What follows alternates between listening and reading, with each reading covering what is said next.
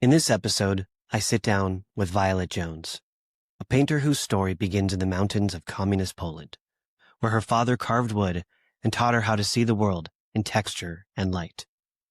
She grew up in a time and place where everything was built by hand, where neighbors knew each other and families survived by working together. Her childhood, though simple, carried the kind of closeness that modern life often forgets. From those roots, Violet built a world of color and emotion. Her art is deeply human, a search for truth through imperfection. She paints faces not as portraits, but as mirrors of memory and time. Over the years, she's learned to let go of control, moving from the strict rules of classical training to the chaos of freedom, splashing paint, mixing mediums, and finding her voice among other artists who encouraged her to break every rule she once followed. We talk about her childhood in Poland, her parents' influence, and how those early years shaped the way she sees the world. We talk about what it means to lose yourself in art, to rebuild your voice, and to finally find freedom in the act of creation. Violet's work is a reminder that art isn't about perfection. It's about honesty. It's about showing up for yourself, even when you don't have the right words. She's one of those rare people who turns life into something poetic without ever even trying. And to me, that's what makes her remarkable. Without further ado, here is my conversation with Violet Jones. Yes, exactly. By the way, is it okay to swear? Because I can't guarantee I'll be filtered. Oh yeah, it's Fuck yeah. unfiltered. Yeah, it's unfiltered. We can say whatever the fuck we want. No, I was told in the past or present by my husband that I tend to use cuss words frequently. I don't Me even too. know. I don't even know. No, I honestly, I don't give a fuck. Okay, that's You good. could say whatever you want.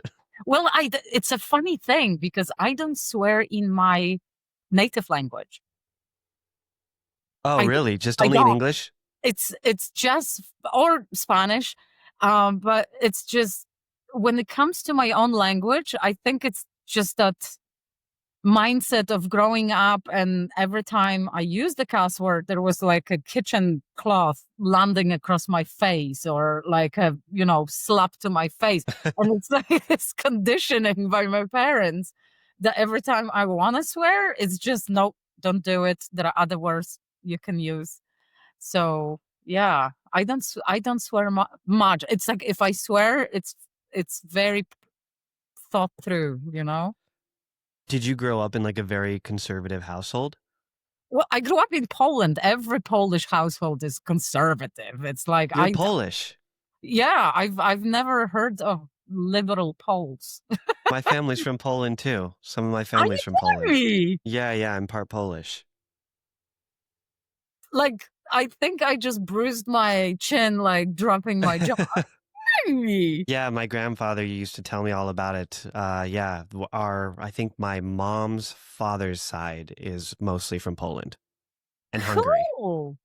Oh, Yeah. that's really cool. Do you know which part by any chance?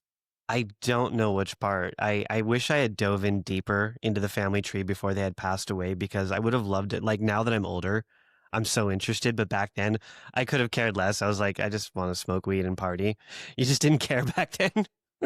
Certain interests like that, especially about like where you're from, and like generally hobbies and like interests come with age, and then it's sometimes too late. But like all parts of Poland are really beautiful, but they are all very particular. Like they have their own dialects. Like I think it's like with every country. Like even in Scotland, I noticed that there are certain traditions or foods or language, but in Poland it's fun because like north is by the sea and south is by the mountains, and it's usually the other way around in other countries. um so it's like very different mindset, and the language as well, and food especially, like yeah. What's the food like? I actually never really gone down the Polish food route. Well, Poland is like, if you want to get fat, go to Poland for a week. Yeah, I would definitely. love to. uh, I need to. it's mostly like when it comes to meats, like lamb or beef is not really a big thing. It's purely like poultry and pork. Interesting. Okay. Yeah, so you've got a lot of turkey, a lot of chicken. Wild meats are okay if you have like a family who are hunters, then yeah, you can do the venison and like duck, pheasant and stuff like that. Yeah. Um, but like I grew up with, and I'm allergic to pork, so I can't have pork. So like I Oh switched. no. Yeah, it was pretty fucked up. So I had to switch to vegetarianism very early stage, and it's a lot of vegetables, loads of probiotic like stuff, so fermented foods. I think it was mostly because of geography and like how people stored food as well. We've got very hot summers, so people fermented a lot of like south of Poland was entirely wooden. Like for a very long time, the whole Poland was wooden, so we didn't have like cool places to store stuff. So to prevent like rotting of food, they invented like stuff like I don't think they invented, but they did a lot of stuff like kefirs and like fermented dairy products, and then yeah, like cabbage, fermented cabbage and stuff like that, and they fermented cucumbers as well. So the food is amazing. We've got like do you know any Swabian food like from south of Germany? No. Okay, so it's very it's like when you look at hummus or baba ganoush from like Arabic countries, and then you've got Turkey, you've got Bulgaria. They all have the same name, but they are all very different. So in like south of Poland, I can talk, to my part of Poland where I grew up, and like Ukraine and Slovakia and a little bit of Czech Republic and like south of Germany, we've got a lot of foods that are similar, but each has like, like for example, we've got pierogis. So these are like little empanadas, but they are not fried, but boiled. And they've got different stuffing in it. So it's like ravioli basically, Ooh, but okay. slightly different um dough. Like the recipe for the dough is a little bit different, and there is more stuffing and less dough. Whereas for example in south of Germany, they've got in Swabian cuisine, they've got something called maultaschen, and they are like giant pieces, and basically it's like they hide all the food that is about to go out, go off into the piece of dough, and they boil it. So it's like a lot of salads, a lot of soups and casseroles and stews, and yeah. And sausages, like pork sausages. There are so many of them that crazy. If you like pork, oh, Poland is your place. I love pork. Yeah, so I Poland do. is for Like you. I feel bad eating pigs, but I love pork. It tastes so good. They look so cute. We They're with so partner, cute. we kind of we love going to north of Scotland. It's an old Pictish settlement where like Picts were the first tribes apparently in Scotland, and they were like. Really? Yeah, and they are called pigs because sorry, I just It's good. so they're called pigs because they were covered in pictures. They were tattooed from top to bottom, women, children, No way. grown-ups, and they were like vicious motherfuckers. And you can go on a trail of Pictish like remains, and the biggest one is in the region of Forres and Finhorn. And when we go to vacation there are like two cute cabins, and we always rent one, and it's next to the pig's farm. So it's like you've got like a field of pigs, and then the sea, and it's like on an old Pictish ground. But it's like I love it, and pigs are super cute, but motherfuckers make me ill, so I can't eat. But I heard that they are delicious, so dumb.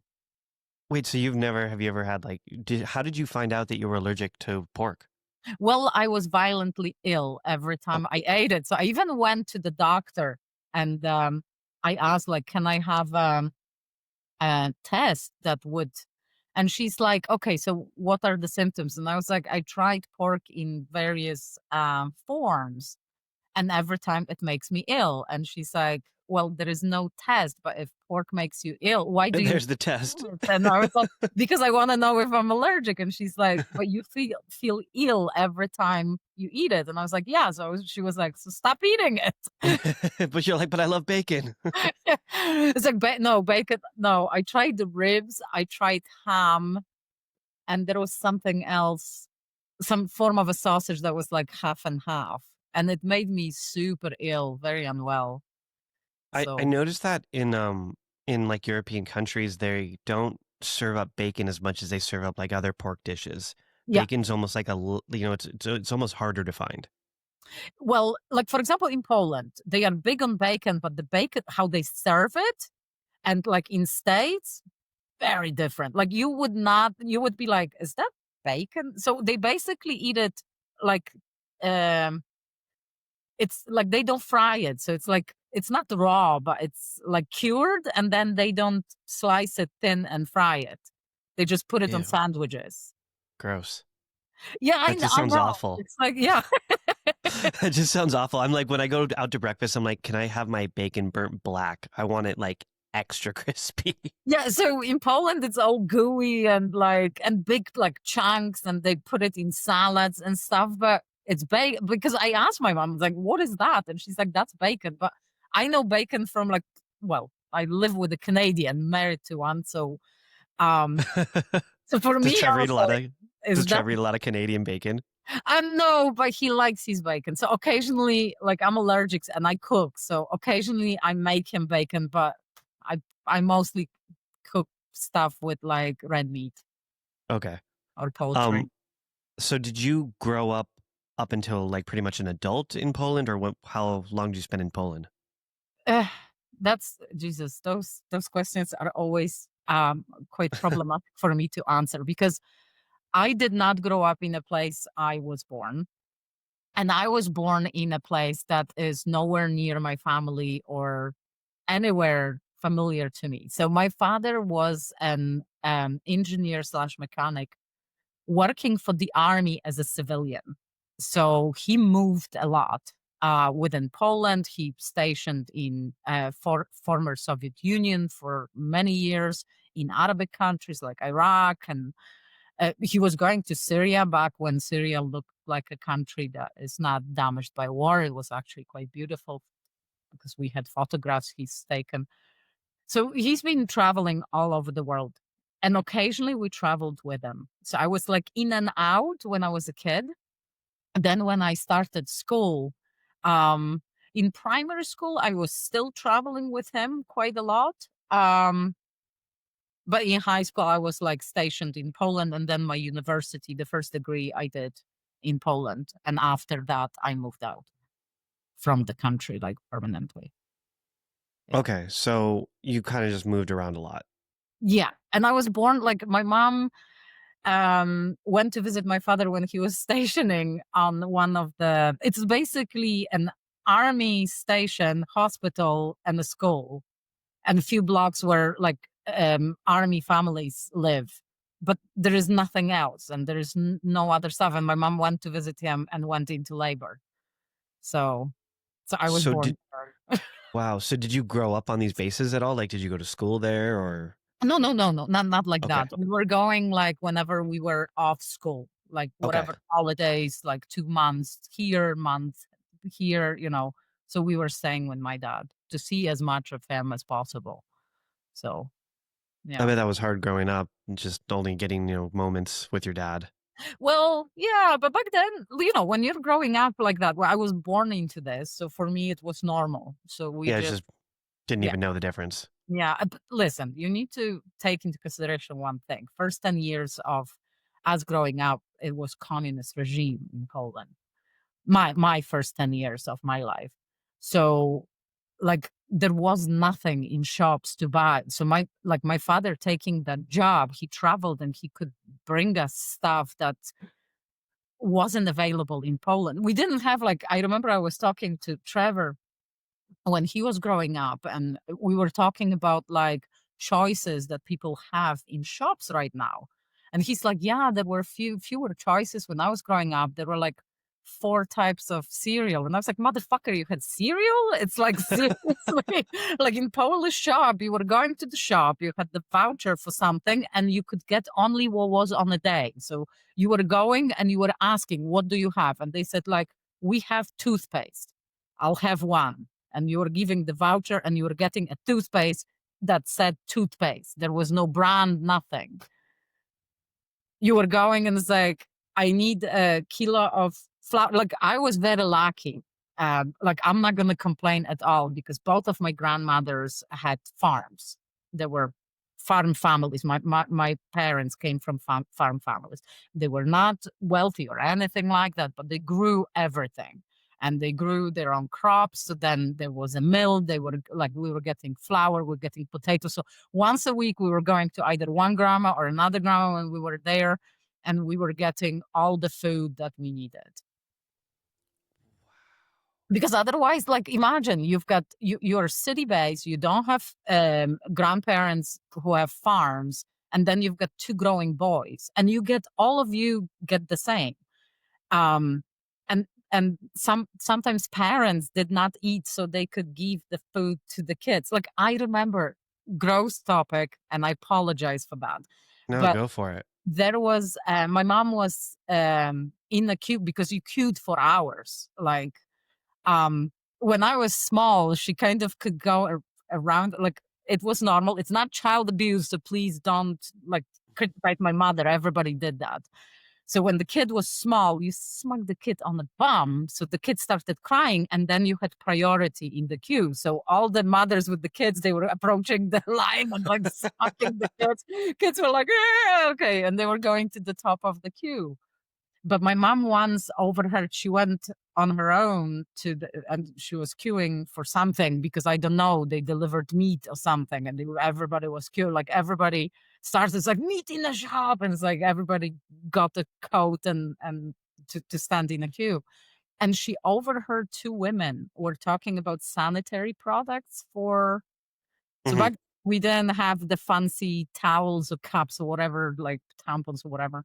So they were using a pieces of like cotton, like that you could roll out. Okay. Um, like cotton floss, like you know what I mean. Like Like almost like a diaper. no, like a cotton, like you've got cotton buds now. Like Okay, got it. Okay. that was like it used to roll, and you could buy That like sounds awful. yes, that was what, yeah. Being a woman is Yeah. pretty. Anyway, Ugh. so they Women couldn't. were tough, man. Yeah, so women couldn't so there wasn't a delivery of new ones. So a mother and daughter, when they had their time, like I call it the shining. Um, Shiny. it's because of the elevator scene. It's Yeah, I know the scene. I know the scene. I'm I'm just thinking sorry. of the GIF right now, just the waves. So So good. so they were basically using it, washing it, drying, and then reusing it. What the fuck? The kids, like diapers, like you've got nappies, whatever you call it nowadays. Fuck that. We all had like the cotton cloths that women were like, the kids shot in it and peed in it, and you had boxes of it, and you just boiled it overnight to get all the bacteria out. You washed it, you boiled it, hang it, and reuse it. That was my growing up, and that was normal, and everybody was doing it. You cooked food from scratch. There was no ready meals. There was no. How did we get on such a depressing topic? I'm fascinated by this. We Something stupid. I, I live in like peak comfort mode in this world. Like, I grew up in the US. Like there was no shortage of food. Oh, I yeah. can't even imagine. Well, you know what? Don't feel sorry, because it's like I feel that if you were dropped now from the reality you grew up with and in into that world, you would feel lost, but you would adapt. But it would feel inconvenient. But when you grow up with this, it just I've had a wonderful childhood. Don't get me Yeah. wrong. I had the best childhood ever. It was tough, and my mom, we often talk about it even today, how great it is that my brother's kids don't have to go through that. But we are talking that it it made families closer together. I don't know how to explain it. It's like you were more family orientated or whatever Yeah, the yeah. You yeah. had to work together. You had to stick together. You Yeah. were Yeah, no, it makes perfect sense. It's a partnership back then.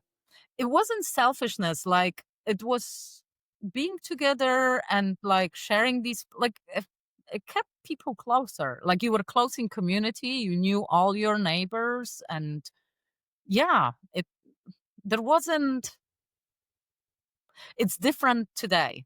It's convenient, but people are not as close as they were back then. So you've got, pros and cons on each side. I would not go back to those times, but I can't say that I had horrible childhood because of that. Did people hate their government? Did people talk about that? What was the conversation? Well, okay. So you had to be very careful about who you were talking to and what you were talking about. So at work, no, these conversations were not being held at work. You had close friends around you. Yeah, you were very, very careful because everything was state owned. So it wasn't like we had private companies. The privatization started after the Berlin Wall started going down in 89, and like the full transformation lasted till 91, 92, and then they started privatizing Poland. So everything till like 91, 92 was state owned. So you couldn't, like, everybody worked, like, I'm going to tell you like how it was for my parents, for example. Yeah. After school, they were given jobs. So they went to particular schools. They decided to do the skill, like trade schools. So So you could the choose. You could choose a Yeah, trade? yeah, Okay. yeah. So they specialized in particular trades, and then straight away after school they were given a job and they were given a place to live.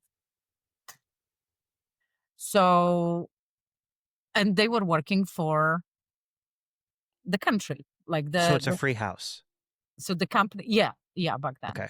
Yeah. So they give you a home, they give you do they give you money or do you just get No, food? no, How no. does that work? You get salary. You get your Okay. salary, but like you have the money, but there is nothing to buy. There's nothing in the shops. Like all my toys were handmade. My dad, my grandma were my grandfather and my dad were carving stuff. Like occasionally, my dad, when he went away, he was getting me like odd plush toys. Like I remember my very first plush toy was a raccoon. It's like Who owns the shops? Just stay. so the state owns the shops. Yeah. What what is the purpose of the shops when there's nothing in them? Just for the rations, just to be able to take your ticket Yeah, in and so get random things? they were getting, like, stuff every few days, they were getting something different. It's not that you walk into the shop and you've got, like, shelves filled in. No. Yeah, it's not like a grocery store. No, so they shout, like, you hear from the neighbors, "Oh, there is the delivery to the shop." Oh, they brought, um, like, women's sanitary stuff, and then all the Okay. women run to get, because you've got these vouchers. I don't know what is it called. But it's like your food stamp, like equivalent of food stamps or something. Okay. Yeah, yeah, just like Yeah. tickets. Yeah. So yeah, so you've got certain allowance of each product per family, per person. And then are people, I'm assuming, I mean, it's not enough, right? Like people are always hungry. Yes, that's why a lot of people grew their own stuff. Like everybody had like a little balcony outside their apartment, like in condominiums they had, and they grew tomatoes and stuff. So there is always something. Like my mom was bringing a lot for her friends because not everybody had, as I said, grandparents with farms. So yeah, Okay. So I we picture, allotments as well. So basically, you live in a city, but you want to have your own garden, so you can like apply for a piece of land and then you turn it into like a food garden. okay, so I pictured like villages with like trails. This is not that. This is like apartment buildings, Soviet Union, depressing kind of. A little bit of that, yeah. But you've got kids playing outside. Um, yeah, parents sticking together. Comedy scene was very like because you couldn't say stuff openly. So comedy was very clever.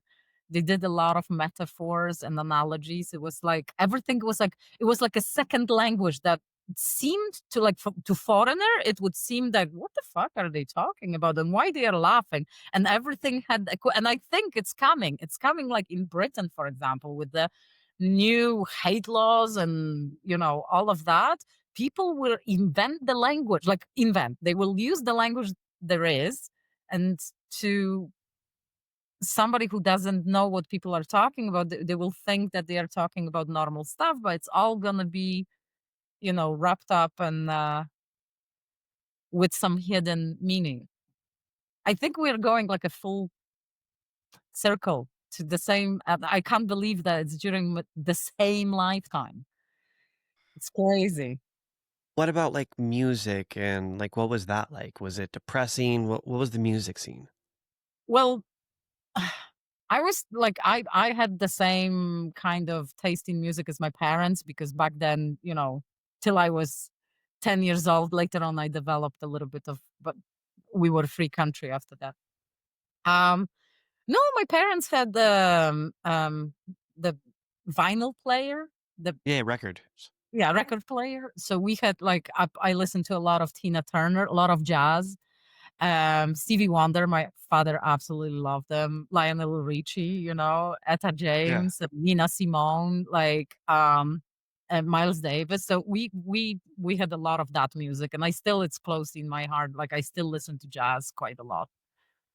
Was Yeah, that but like allowed Polish or music was folk music. It was actually arts yeah. were highly invested in by the states. So like I had art classes, music classes in school. And I was on top of that, I was going to additional music school to learn the instrument. Everybody played at least one instrument. Do you know, and I know this is gonna sound like so ignorant, but do you know like the history of like how and why Poland was communist and the purpose of, what was happening? Well, after the war, yeah, Russians came to free us from Germany. Okay. Ah, okay, got you. And And they kind then of, yeah, and they were like, okay, you're ours. So that was kind of like, yeah, that was, we have this saying that when you go from bad to worse, it's like you're going from you try to hide yourself running away from the rain and going under the drain pipe. So that was a little bit of that. Yeah, but listen, I have to say I'm very grateful to have experienced that because you grow up with, like, when it's tough and you are more capable of appreciating when it's really good and not over, like, exaggerating the kind of a little bit of the dips because mm, it's not as bad as it was. So it's like it's slightly more optimistic outlook, I think, and being well, resourceful as well a little bit more. mm, yeah, I think it makes you stronger, it makes you more confident, it makes you able to deal with stressful situations in different ways. Okay, so what did Um, your grandfather tell you? Like, because his generation, that was war, no? from what I know, our family's names are like on Ellis Island, the signatures and stuff like that, because we came here on my father's side. On my mom's side, I know we immigrated from Poland at some point in Hungary, and all I know is it was just to escape persecution. That was pretty much all. Again, I was young at the time, and my grandfather passed away a while ago, and it just I never really learned too much about our family history, and it's unfortunate because I feel like it does go really deep. But Okay, do you have there's any like? But is there any buddy left from that part, like maybe cousins or something? Or back then, no. families were big. Like I remember my grandma had 8 sisters and one brother. So my mom started like doing family tree. We found out that after war, we had family like all over the world. Yeah, I think it's pretty limited for the most part. I know that my grandfather had a lot of cousins, but I'd have to really like search and find, and I should because I do want to learn more, especially like I mean, it sounds so fascinating and it as much as you say like, you're grateful for what happened, it's like we grew up in such a different world. I mean, just It sounds like you grew up in like the 1940s Great Depression of the US, you know, and this was the 80s. So it's just such a Yep. different, Uh, it's just halfway across the world, just a different life, just a Well, different it's experience. it's funny because like whenever I go to Canada, I've got more in common with Trevor's mother than with Trevor. So it's like a generation, and I'm younger than Trevor, so it's quite interesting. Yeah. Um, but as I said, I don't like this is the first time publicly I ever speak about this. I never advertise it. I never use it as a in like to win the argument. Like Yeah. Trump always like play the communist card, and I was like, no, I'm not gonna. And The communist guy. I love Trevor.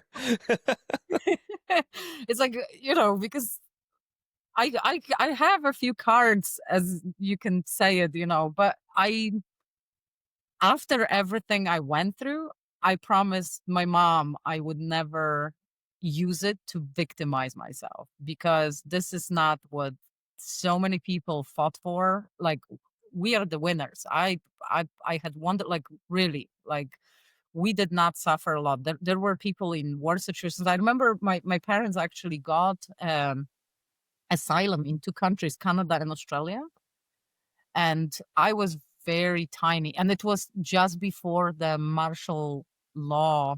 um I think it was 81, so I was like 1 year old, and my mom was a little bit worried to travel such distance with the baby. And they never, like, we thought there's going to be another war. They introduced the martial law. You had curfew and stuff like that.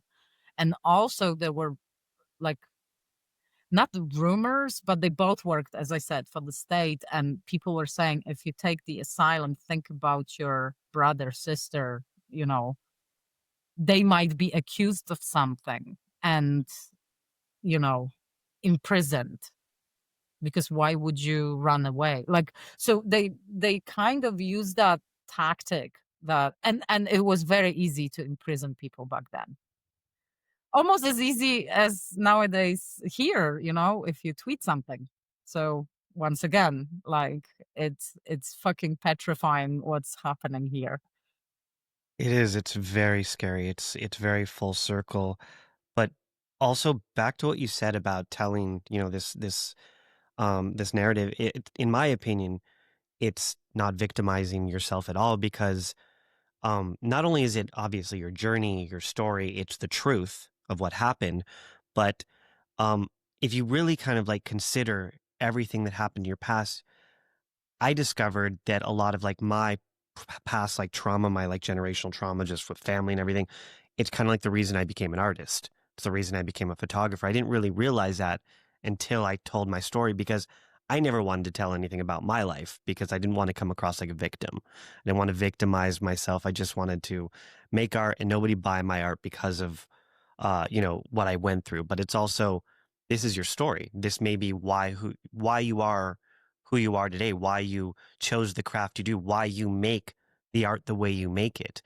And do you think that this somehow contributed to the artist you are today? No, it contributed to the person I am today. I don't think it had anything to do with the choice of my current profession, so being an Yeah, artist. I think it's like I'm pretty tough cookie. I don't sugarcoat. we know I that. like I basically, if you ask me a question, I Yeah, assume like, if you want to hear what's in your head and you want to hear what you want to hear, don't ask me a question. If you ask me a question, you're gonna hear what I have to say. So yeah. I think it was very difficult for Trevor at the very beginning of our relationship to kind of um oh, he's always been great about it, and I think that's the thing he loves me for. But by the way, Trevor is my husband, Trevor Jones. He was on the previous podcast. I don't know if you know, because I'm like, oh, Trevor, Canadian name. I'm very well aware, but if anyone who else isn't aware, I'm talking to people who might be listening. It's like I'm not talking to some random dude. you're just Um, obsessed with Trevor Jones. We're just going to leave it as you're a stalker of Trevor Jones, and that's why I've had you on. so so basically, he's no longer as much, but he was a very much Canadian in his ways. always polite, always diplomatic, and then he introduced me for the first few years of our relationship as no filter Violet. So kind of unfiltered Violet, yeah. So he tried to prep people for what's coming if they start any form of a conversation with me. So I think I think all Polish people are like that. Like my generation, my parents' generation, they basically think something and they will tell you. It's the Like same I with Russians. Yes, yes, Eastern Europeans in general. I think it's like a common thing, and I don't think it's bad. I think we would avoid a lot of misunderstandings if we just told each other like, "So what? So you're gonna be hurt? Oh my god, big deal." Like words, yeah, they they were invented to make you feel better, to make you feel a little bit hurt. It's like, yeah, so it's just words. It's just fucking sounds that form other sounds that form some thought. And yeah, stupid I to cry over that. I just interviewed a guy from he lived in the Soviet Union as a kid Oh, and grew up with, Stalin as a dictator. And he says, you see Russians and they're always just very, stone face and they talk very angry and very blunt. He's like, you would talk this way too if you grew up with Stalin as your leader. It's like that's just how we are. He's like, it's just you. He's like, it's just you grew up in this cold, depressing. It's like you just become this, So I get it. Like I see it a lot. My always like, yeah, Russian. You're right. Like Russians are very stone faced. They're just very no emotion. Like but they'll tell you how it is. oh god, yeah. And like I remember I struggled at the very beginning when I came to Britain, when people like they say like, "Hi, how you doing?" And it's more of a greeting than actual question. And a Yes. few times, like, I stopped and I answered the question, and people are like, "Why are you talking to me?" It's just and I'm like, People "You don't stared at wanna me. know, don't ask me." It's like Yeah, people would stare at me like I was crazy because I was in like all over Europe, like in Ethor and like up in the Netherlands, and I'm shooting photos. And anytime someone walked by, I'm used to America where you need to be like really nice to the person that walks by just to get a an idea of who they are to see if are they going to come at you with a knife, are they going to rob you? Like I have to just get immediate like parameter, like I need to know what's around me, who they are. So anyone who walks by, I'm like, hi, how you doing? And they're looking at me like walking by like, fuck you. yeah, Like, don't fucking say how are you doing to me. It's so and yeah. I'm like I'm thinking to myself, well, fuck you too. It's so Europe is different. like that. Yeah, it's, yeah, there is no niceness or like people who do not know each other, they don't tend to talk to each other. Oh, No. another story. Like when I was working, I was actually lecturing at college, and my boss sent me what British people say and what they actually mean table because because as Eastern Europeans we're very literal. So we don't say something and mean something else. So basically she was sending me these emails like, could you possibly do this whenever you find time. And that means, can you take care of this? And I'm like, yes, I will when I find time. And I was like postponing certain things because I'm like, oh, this is not the priority. So I'm not going to do this. I'm going to take care of it. Because in Poland, if you send an email to your worker, you would be like, this for yesterday. And it's like, Now. do this now.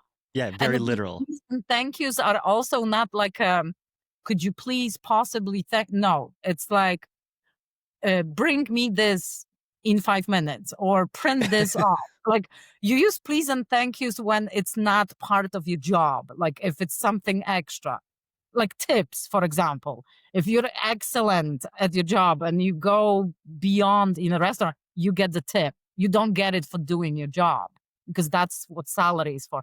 So, so you will see that Eastern Europeans, we tip an excellent service, but not just service. Yeah, you don't So it's tip a like weird very thing. rarely. It's a Yeah. cultural yeah, and people, like, thought that I was cheap, and I'm like, "It's not. It's, like, how I understand how the world should work." Right. You tip for good service, not just for service. Come on, I went to States. People go, like, crazy there. I was in Miami. We packed too warm for the weather, so it was, like, I went to, like, surface shop and bought like a lot of t-shirts and shorts because it was so hot. And they had a tip jar next to the register, and I'm like, and dude is on his For phone, what? just rang me, gave me, and I'm like, did you try it on? Did you select it? No, I'm not fucking tipping I'm you. not For tipping what? you. The It's so interesting in Europe too because like I noticed because I had never really like internationally traveled before NFTs, and so I started Oh, like really like seeing. And I noticed one thing that was so funny is like you'd sit down, and then they take like half an hour to get you a menu, which I'm like so used to just instant burn and turn, get them out of here so we make more money. So they take like half an hour to get you a menu. Then they get the menu. Then when you want to get your check, you could sit there for 2 or 3, 4 hours. They'll never bring you your check until you ask for it because yeah. they want you to have a conversation. It's not just a meal of sitting down. It's an event and they want you to actually enjoy it, where it's so different in the US. They're just like, get the fuck out of here. We need the next table. But also in Europe, in some countries, not like now it's coming more and more like kind of westernized style of life that people like do the Uber Eats or whatever. But in like I grew up with cooking. Like we cook. Yep. So going out is a very special treat, you know? So people don't go out every day. People cook every day. You go out when you celebrate or sometimes at weekend or so it's not something you would do daily. Like I notice in States a lot of people order food or go out or there are lots of like ready-made meals that you Hmm. microwave. We Uh, cook. We cook a lot, but it is typical. Like you go out, Uber Eats is common. We cook a lot. yeah, so yeah. But I feel that there is something sacred about making your own meals. It's the best. I my favorite thing, I bought a smoker. I love smoking meat. Oh my God, this is one thing that I'm missing here. Like that's yeah. Trevor's brother-in-law just got a new smoker, and it's like I fucking love it. We have this butcher that gets like elk and venison and oh, buffalo. And yeah, oh my God, it's the best. Smoking I'm meat is so much fun. celebrating right now. It's like When you we when you like guys come to Vegas, I will smoke a brisket for both of you. oh my God, I would love When you if come to Vegas. I am a very, as I said, I was a vegetarian for a very long time, 25 years. And about 3 years ago, I started eating meat. And now I don't eat anything else. Like occasionally I've got like a piece of lettuce. So Trevor gets off my back that we've got salad. No, I'm joking. I made vegetables, but like majorly it's like butcher. The guy working at the butcher is my favorite. Like it's my best Is my friend. best friend. Yep, Yeah, my best when I friend. come in, he's like, "Oh, what are we having today?" And yeah, and I learned how to like stew all these really cheap cuts because like I talk to the butcher a lot, and he says like sometimes the cheap cuts are really good if you know how to cook them. Yeah, So my favorite, and I eat it blue rare. My favorite steak is a hanger steak. You've got like interesting. Yeah. flank Hmm. skirt and the hanger because hanger steak prepped blue rare is more flavor as tender as fillet, but more flavorful. Did you say blue rare, like you eat it just basically alive? Psst, psst, yeah, it's still moo on the table. Yeah, Whoa, that's hardcore. yeah. And this when I decided to convert to normal from vegetarianism, I and like flashing warnings for sensitive souls. I Any vegans? I actually ate a blue rare horse steak in Germany.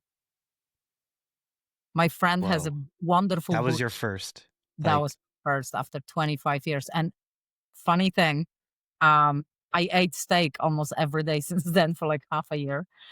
I was getting like a high, like all the vitamins and nutrients were going to my brain, and I felt like somebody injected me with heroin or something. I was like I the bet. happiest person in the world. I bet. That's such a game changer. 25 years of just vegetables and then meat. That would be just, I bet you had so much energy. Oh my God, yes. And it was like an orgasmic experience. Like, I swear to God, the amount of dopamine, serotonin, and whatever is responsible for you being like, yeah, it was like Oh, a, I believe it. it crazy. I can't like Trevor, like he loved watching me because I was just laughing, like it was crazy. It was like I was being high.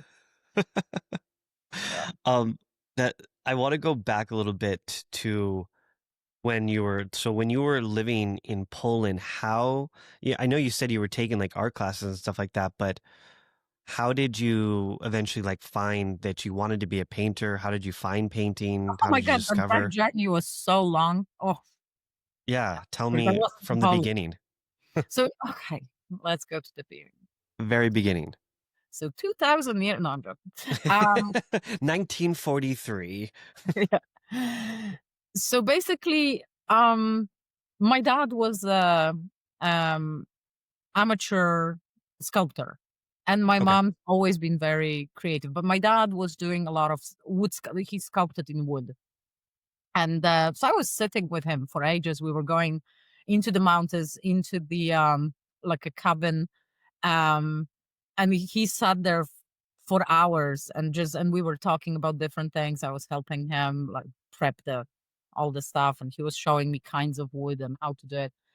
So that was like kind of sparked my interest in creative stuff. And then in high school I loved art. Was attending like extracurricular art classes. But once again, like because I grew up the way I grew up, I wanted to get a degree that would give me a job because it wasn't like that you were coming out of school and you were getting a job automatically. The market was quite competitive at that time. And I remember even getting the place at the university because the universities were back then free and just introduction of private branches of universities. There were like 7 people for one place. So you had to write intro exams and, to secure your place, you had to do quite well. And the same was with the job market. Like there were people, it was very, very competitive. So you had to be really good. So I was quite good at languages. So I decided to do a language degree. So I did English philology and teaching English as a second language. So it was like a joint honors and stuff. So I did that. And after I was like, okay, now I have a job. I want to do how old were something. you? Sorry, how old were you? Um, well, that was early 20s Okay, when I did my degree. And then after that, I wanted to get a little bit more experience teaching. So I was teaching in a private school. Everybody wanted to learn English back then. And it was just before there was like a toying with the idea of letting Poland into European Union. So that was before. Yeah. So everybody wanted to learn English because like there was like a circulating joke that once they open the borders, the last person is gonna have to switch off the light because everybody wanted to go to Western countries. right. And being part of European Union, you've got no borders, no passports, nothing. You just go. So everybody wanted to learn English to get jobs. So private English schools, the schools of English were booming. So I was teaching, and then I decided to do a fashion design school. So it was silly idea, but yeah, and there was there was a lot of art there. I was doing quite well. The second year I started specializing in designing shoes. I was not bad at that, but then I was like, I can't be in this country. I want to travel. I want to live in other places, experience it.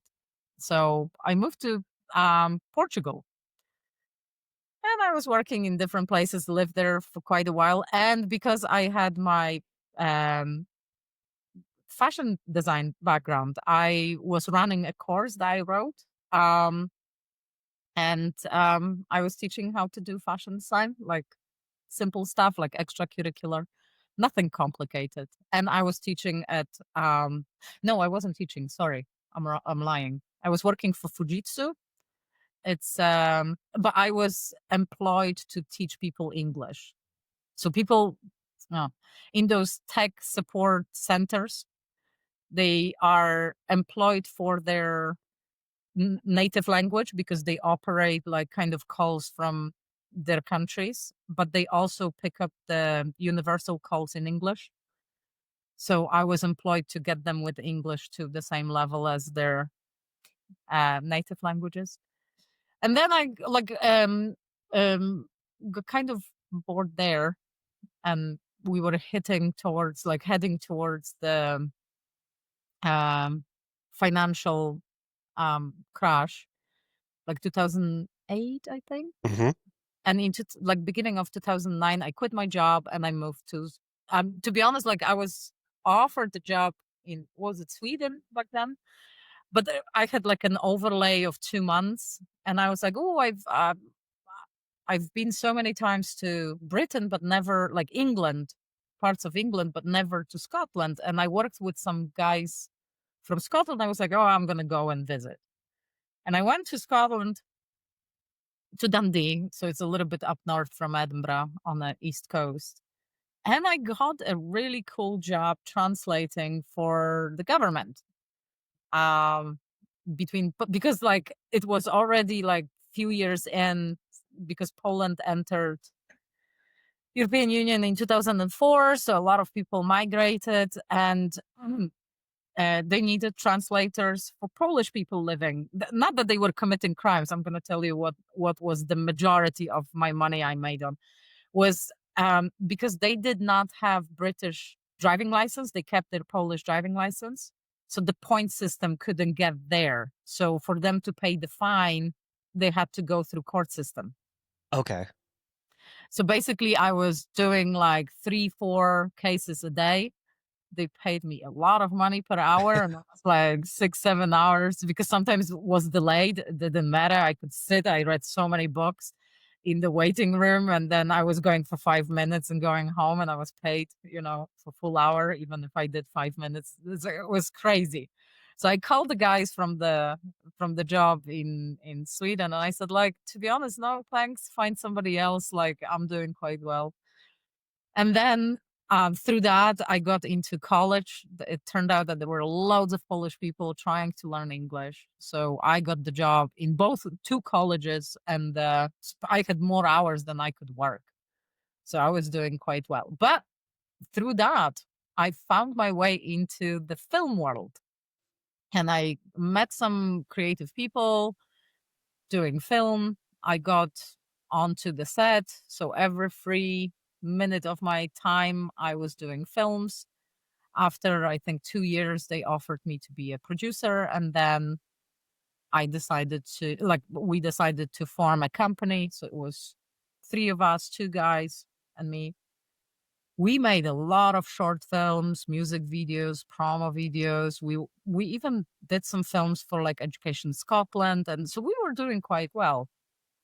I decided even to put myself through masters in culture and creative enterprise to basically know how to operate business wise within creative industries. And a year after, Brexit happened, and all the funding, everything was like chopped. So no longer we could make we never made a living of it, but now we couldn't get any funding, nothing. So it became far too expensive. So we dissolved the company, and 2015 I met Trevor, so I kind of moved to Edinburgh. And then through him I was introduced to painting. I've always done something on the side, like I've always painted, but never thought of it like as something I wanted to do. So meeting Trevor was a big thing. But I was back then, I was like, when I met him, I was very much a film person. So when we met, like he had the studio, so I started coming to studio. I started experimenting a little bit. In 2016, when I quit film, I decided to come a few times a week into the studio. He was teaching in art school as well, so I took some courses there. I went into figurative painting straight away, did a portraiture, but I still felt like it wasn't fully like I felt I needed more skill, more practice. So during COVID, I put myself through um, Atelier of Fine Arts, and then because of the COVID situation as well, we did quite well, okay. And so I did not have to work for the college because I got the job with college here as well. So I basically quit and decided to become a full-time artist. Where did that's fascinating. Where did you discover though the style? I, yeah, I feel like there wasn't much time. I feel like to find this incredible like you're an incredible artist. How did this? I'm like you just discovered this at like 2008 or 9, just like oh my God, I can paint. Um, no, like I've always like I never struggled with like when you some people when they focus they doodle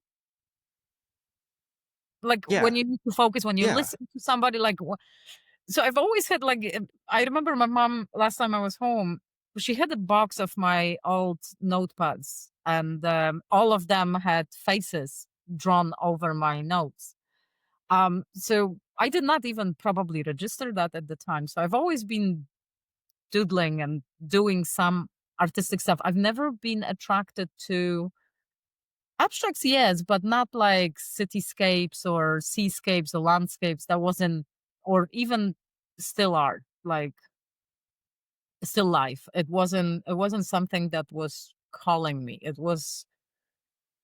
was like the figurative and then from dancers and fighters, I went into the faces. I feel that human face and expression can tell like you can tell a story with the face a lot of stories like I don't know and with the style I really don't know like I think I was just painting and it just I got fascinated by color as well like also like I have to give credit to my really good friends who I did a few residencies with they are all artists like we did the project Peyote Ugly, crazy based on like mythologies and fun stories. But those guys and like helped me find my voice, if you know what I Hmm. mean. They made me because when you do atelier is very much as I call it, paint by numbers. There are rules of what to do and what not to do. And God forbid if you do something you're not supposed to. So it's very much like 18th century painting. So there are very clear rules of how to paint, how to use paint, what medium you can use. Like you need to have a very particular surface you paint on so the brush strokes are not as visible and everything is like filtered you there is even when you use a palette the paints need to be in a very particular order and then it's a very prescriptive way of painting so I was very tight, I painted with tiny brushes and God forbid, like there was some smudge or something. Everything had to be very um clean.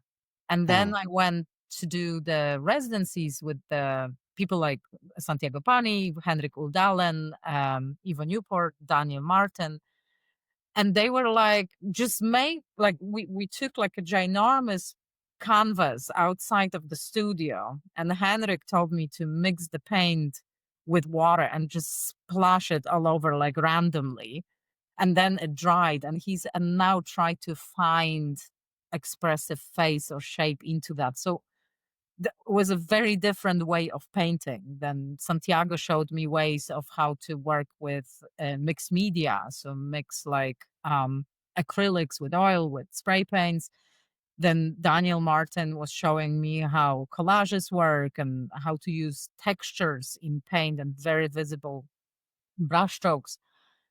And it was, yeah, experimenting and creating with them was where how I found my voice. And Trevor throughout all those years, he's always been, my kind of voice that drew my attention to the parts of the painting when I couldn't see anymore properly. Because Hmm. it's like painting a painting is like writing a perfect essay.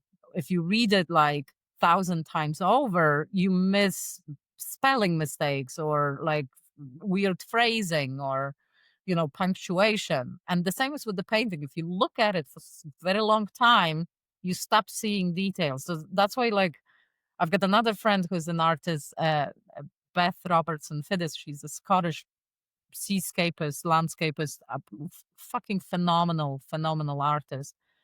And she says that very often she paints painting and then puts it away for months or years, and then she sees it in a very different way.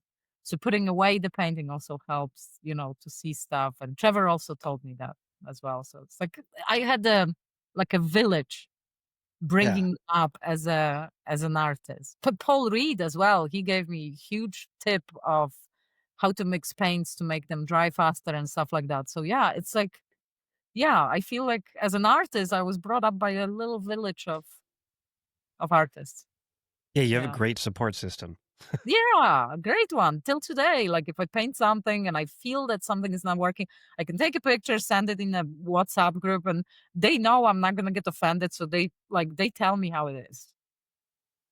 Um, so your paintings are, and don't take this the wrong way, but they're like a bit like darker in the sense of like, like you have to be introspective and like look in, like you have to look inside of them and really understand.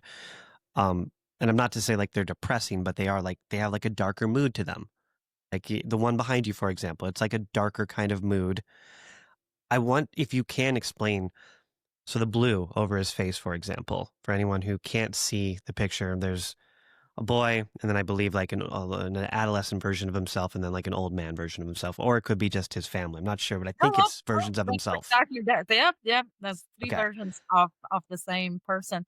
Basically, the coloring faces. I Yeah. think it's kind of becoming my signature that I don't use traditional colors. I like to turn the form with the color is not so much not always used with the meaning behind it. It's more stylistic choice. I like to turn the form with color more rather than tone itself. um, but okay, so film background comes very much into the stories I try to portray while painting. So for me is building a narrative. So I did create in the past just individual paintings, not the part of the series, but every single painting tells a story because before I told narratives with moving image. And when I switched to painting, I wanted to tell the whole story in one image. So, for example, the one behind me is part of the series, the newest series I've just finished a few months ago. And that is called New Wealth. And it's all about health. And this one is called Borrowed Time. So I love basically, that. all about the decisions we make and um yeah, thinking about health when we are young, like we're invincible. Hmm. And some decisions of abusing certain substances doesn't even like because we recover so fast, we're young, we don't realize how much we borrow the time from this stage. Hmm. And like I used to do a lot of sports. I've never been like a humongous drinker. Like I didn't start drinking till I was 21. I smoked a lot of weed though. Let's Um, go. but I never drank but like maybe around my 30s I started just like wine, whiskey. What's that? Oh, that's great. Um, but not before then. And it's kind of I stopped smoking weed. I started drinking. So, yeah. But but I did also a lot of like sport and thinking I'm healthy, but I kind of abuse my body to the point that now, like sometimes I lean over to grab yogurt in a shop and my disc goes out and I'm just like stuck there. Oh my God. Whichever comes just kind of carries me home. Like, yeah, a few times. So like anything in excess borrows that time and like the decisions we like it's so silly because when we're young, it's like I could talk to a young person till the fucking cows come home and they're not gonna understand. They're gonna just, oh yeah, yeah, you boomer or whatever. Right. But it's like I remember when my mom was telling me these things, and I was like, "Oh, yeah, Yeah, whatever." yeah, you boomer. And it's yeah, and it's so retarded that we don't get, like, we it's actually too late in this, like, it's not too late, you can reverse a lot of that, but it's like, it's much harder, you know? Why don't we respect one thing, like my body, my choice, you know? It's like I always laugh when people do that. My body, my choice. Yeah, and then they snort fucking cocaine that they bought on a corner from like homeless guy covered in shit. You know what I mean? It's like they are using this my body, my choice for wrong things. Like my body, my choice should be like, I'm gonna eat food that hasn't been sprayed with something that killed like half a population of deer in a nearby forest or something. Like my body, my choice should be like, I'm gonna exercise, I'm gonna be practicing mindfulness. Like I'm not gonna do stupid fucking things. I Yeah. think we're seeing it more like the younger generation. If you've noticed, like everyone's on a kick of not drinking anymore. Everyone's like getting healthy and like working out. It's like now cool to work out. I remember growing up, the gym was not cool. It was only for like blockheads and just like, just dumb people who go to the gym and just want Guys to that look good. like Yeah. Dudes who go to the gym just walk around like refrigerators. they're this grunt and it's Yep. like, so now apparently grunting is banned in some gyms in United. When I heard that, I was It's like, true. "You fucking crazy." Nobody goes to that gym though. We all know which gym that is. And nobody goes to that fucking gym. All right, because I'm like, you sometimes I do, like, we've got the gym in the house, we turned because we had, like, extra bedroom, and I was like, Same. "We don't need 2 spare bedrooms, let's turn 1 into the gym," especially post-COVID because the local one just reopened after we got the gym in the house. Our, after COVID, just now they reopened this year. Oh, our So gym stayed open. no, so basically during COVID, like, all the gyms closed down and, like, Fuck that. it's yeah, here everything was locked down and Instead of they're so basically they're just saying don't stay healthy. Just yeah, just get sick. there was a you it was crazy. Like there is this guy that always jogs in the area and I used to run a lot. Now I can't because of my back, but I used to run a lot and I saw him all the time. During COVID, he was so paranoid. He ran with the fucking mask on and he put together like 2 broomsticks. So people and he was running with like 2 broomsticks taped together so people kept the distance and I'm What like a legend. yeah, I was like, we're outside, we're What a legend. The fuck. Yeah, I was going to the gyms at like 2 in the morning and then getting home at like 4 in the morning, eating steak, like cooking up a steak and mashed potatoes, and then just getting ready for the opening bell for stocks. I feel like I got so hard during COVID, and now I've gotten so soft ever since COVID ended. we did like an hour walk every single day with Trev. I was running on top of that and I was trying to like um I got into like I have to say like I haven't used that app for a while, but it's a app called Fit On and it was brilliant. They had like with the actual human instructor, so it wasn't that robot voice. Now do 10 spots and like a stickman squatting with you. It wasn't that boring. It was actual instructors, and you had like 5, 10, 15, 25, and 45 minutes workouts. And they were like for tight spaces. So basically designed for people to move, even if they had like tiny apartments and wanted to do. So I did throughout, like, I really appreciate that app because like I felt like I exercised with another person Yeah. because we're doing exercises with you and like talking to you throughout the whole thing. So that was pretty good. So I used that, but I missed my gym. I missed my gym. Yeah. Yeah, that was like after COVID. That was like the first thing when I sold one of the bored apes. I built a gym in the house. I was like, I need a gym. I'm never ever going to suffer like I did during COVID again, where I can't work out or I have to work out at like 2 a.m. That just fucked up Yeah. my whole schedule, man. No, I love having gym in the house as It's the well. And best. I can exercise in the clothes that probably they wouldn't let me in. You know, like Vasya, Vasya Marcus from New York. Yeah, yeah, yeah. Yeah, so I sent her when we built the gym, I sent her pictures and she's like, "What are you wearing on your" I had like a kind of flip-flop type of shoes and she's like, "These are not gym shoes." I was What are like, you doing? "It's like it's in my house. I'm gonna exercise in flip-flops if I want." I was like on a cross trainer in flip-flops.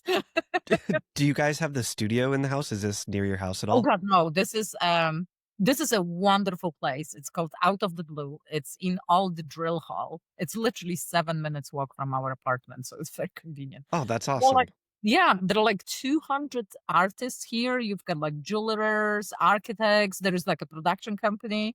There is a hairdresser that used to cut hair for our first minister, Nicola Sturgeon. And then there is a cafe. They've got like today they had I can hear that they are finished, but there was like an Asian market. So you've got like an exhibition space, but people do different types of markets. There is a theater. They've got like the type of a yoga you do swinging from the ceiling on those thingies, like the pieces of fabric. I don't know. They look My s- weird. my daughter does it. So they She have does that. sorry, but they have No, it she there. loves it. Occasionally, I walk and I see like a grown man, like covered face covered with the belly upside down, it's just swinging, stretching it. I was like, "What the hell is that?" Dude, it's like But her favorite thing. and then, there's like a recording studio, so I love this. So I've got a separate studio now from Trevor's because Trevor went really big at certain point with the sizes and basically there wasn't space and I started painting like crazy. I did like 3 series without like selling or anything. I just kept painting for 3 years. Every single day I was just painting. 3 or 4 years. So I Wow. accumulated so many paintings that Trevor was like, "Get out." Yeah, I It's bet like, you have so much art just stacked. so I'm just basically downstairs. I can show you very quickly Yeah, actually. I'll take let's you on see. a yeah. So I'm gonna take you on a little so this is my supply, like all the paints, like in the as you can Okay. see. Yeah, this is another, like all my brushes and other stuff. And then we turn around, and this is my storage space here. So it's all with Just paintings, stacked. stack of paintings. Yeah, and more of mine. Yeah, there. Oh, So it's like a yeah, little so just studio. excuse me. It's just like a tiny little studio. I love it. Yeah. So for me, it's perfect. I'm a tiny little person. Like you can see, I've got my steps here. So if I paint something that is a little bit larger, I need to go on a little step ladder because I'm So, is vertically this challenged. like is this like kind of like a like in a apartment style building where it's just kind of like different rooms and different studios, photography, music, all that? It's mm, it's got so it's like a old drill hole. So like in the middle, you've got like loads of space. That's communal space with the cafe, and then on the sides, you've got rooms. Okay. And the back are the bigger studios, and Trevor has very large studio. So his studio is like 4 or 5 times mine. Okay. Yeah. With giant canvases, I'm assuming. Yes, giant canvases. So I when I do larger formats, I do it there. But like I recently discovered that size is good, especially if like for United, like it depends what market I'm painting for. But if I want to kind of go in between, this is like one of the largest that people in Britain would buy because the houses are smaller and Yeah. What was it scary to just quit, normal career life and go straight to art?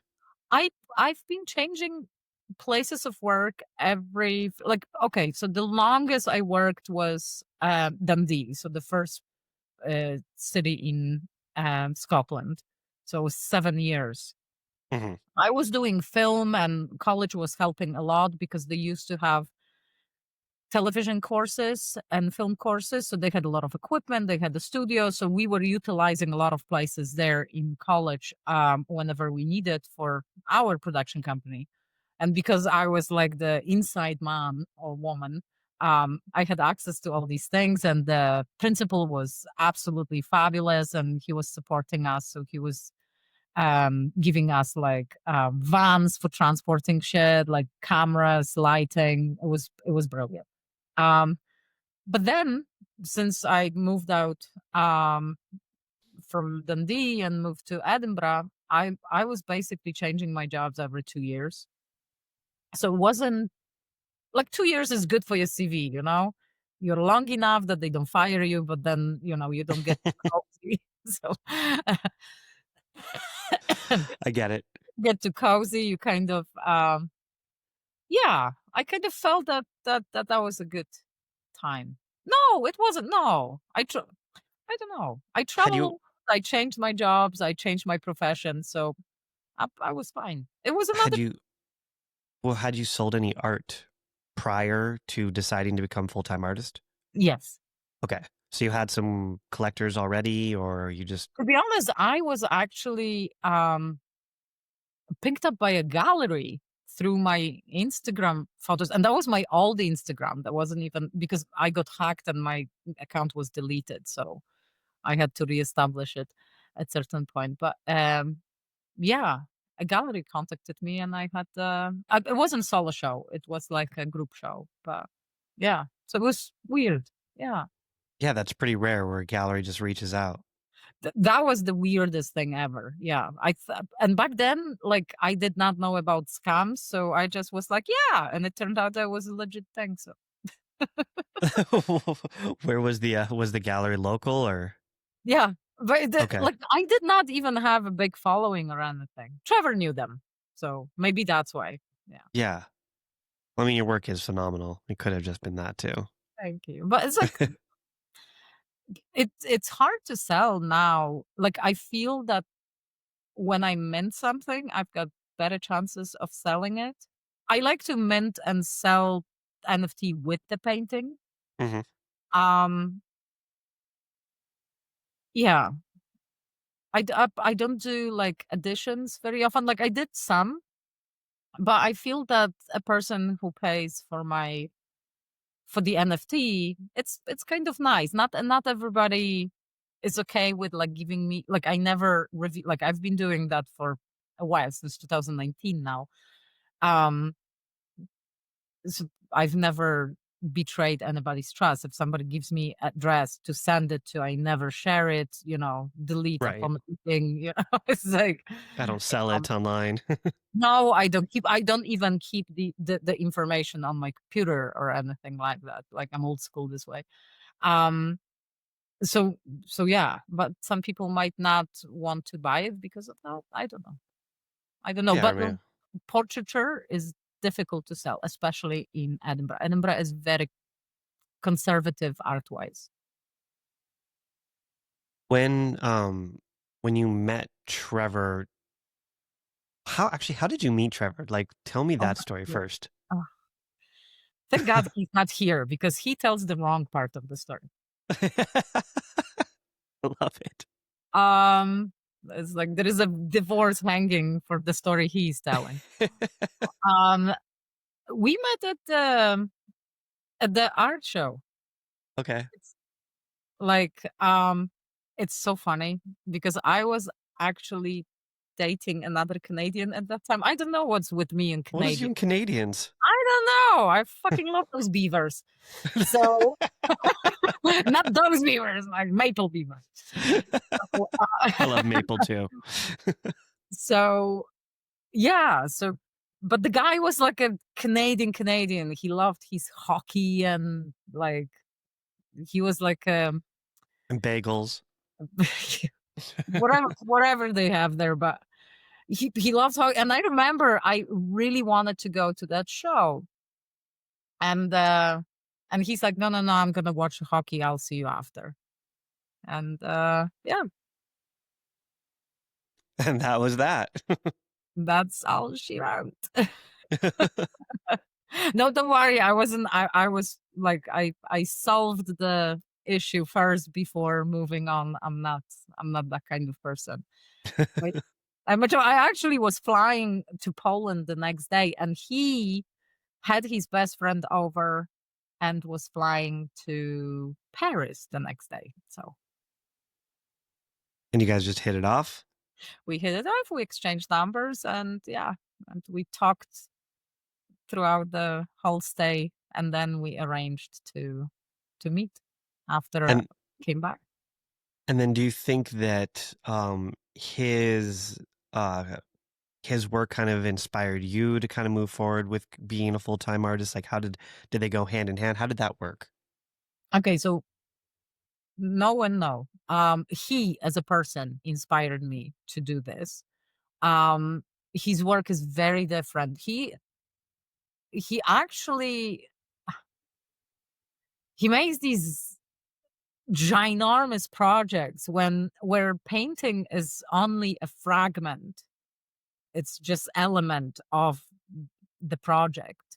Everything else is like he loves the technology. He loves to infuse like derive from tradition and go into the newest technologies. So it's a very different approach. What I love is just painting, me and paints, Yeah. and it's a very different approach. So but he as a person inspired me to do this because he never gave up. And I remember we lived through thick and thin, and it wasn't like sometimes it was hard, because he worked the whole year for a show, and then there was no guarantee if it would sell or not, and putting all the money because if you don't invest in yourself, then like yeah, it was nerve-wracking. So and he never gave up, and I never doubted him. I never said, not even once was I like, "Oh, maybe you should think about working in the office." No, not even once. I was like, "Fuck it. I have a steady job. We can do it." But he always delivered. That's so beautiful. That's so awesome. Well, like, yeah, I would never would not, it not even crossed my mind to ask him something like that. Well, Like I have him every day, the passion, the enthusiasm. Like when he started working on Exposed, I swear to God, like it's like discovering something that like it's beautiful because then like I got to hear it. I got to see when it was just being shaped and now seeing where it actually went. And I just can't wait. It's going to be exactly opening a week from now, from today. And I just can't wait to see all of it together because I can see already how, and it's better than he told me about it, like the execution step by step.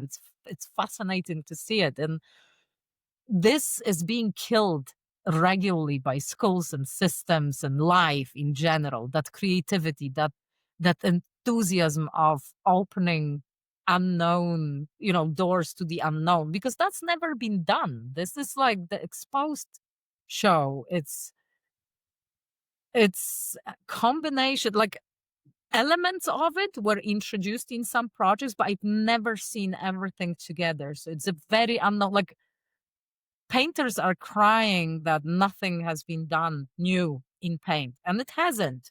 mhm. Like we are reinventing the wheel constantly, and it's pretty, and it's nothing wrong about that.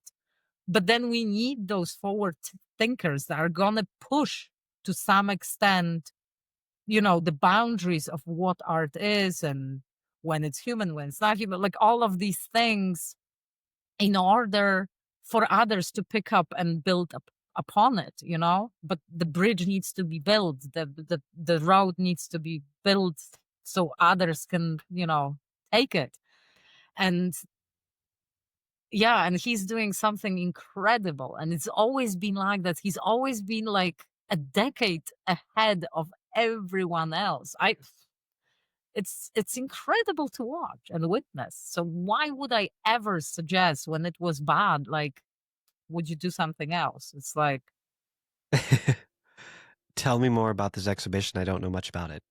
okay, so Exposed is the basically combination of all the newest technologies plus traditional Baroque style paintings. Um, there's gonna be Oh my god, I'm not the best person to, I don't know if I can, I think I can spill the beans. Trevor said a little bit about it, no? He didn't. We didn't actually talk much about this exhibition. No. Okay, so it's Yeah, all I've only about, seen what's on Twitter. okay, so it's to make people realize through art and the very immersive, interactive exhibit, everything about surveillance. So, and Oh, how, and basically the theme, so surveillance is one thing that is tackled by that, because you get so engaged with everything, and then you've been watched throughout the whole, not realizing. And this is what we are doing now. It's like, oh, my privacy. Your privacy? You've given that away first time you signed up for fucking Facebook. It's like, yeah. what What are you talking privacy? about? Like, yeah, so it's like, so tackling that through art. Also, the idea of God, and it's not like sacrilegious. It's like he's not disrespecting religion at all, but So he said like, he grew up Catholic. but trying to, yeah, but trying Yeah. to people realize that, okay, you're, because there was, I'm gonna tell you the story that was fucking hilarious. Um, so to make people realize that we all have a new God. It's like when people don't go to church as many times as they look at their phone and check whatever like, there is new God in town, and it's technology, and it's possibly AI. Like, how many phone numbers do you remember? 5, 10. By heart, yeah. Yeah, at the I, most. I swear to God, I remember mine and Trevor's, and maybe my mom's. That's it. Yeah, that's about it. When I was growing up, I knew like 120 off the top of my head. Oh my god, we remember the notebook. Yeah, yeah, we carry around a piece of paper. We had it all. We had it all memorized. Yeah, Everyone's you number. remembered every single phone number. You, like, you remembered so much more. Like, I recently I asked Google something really, I was like, how, like, I don't know this. Like, I knew it like few years back. I knew it. Why am I fucking Googling this shit?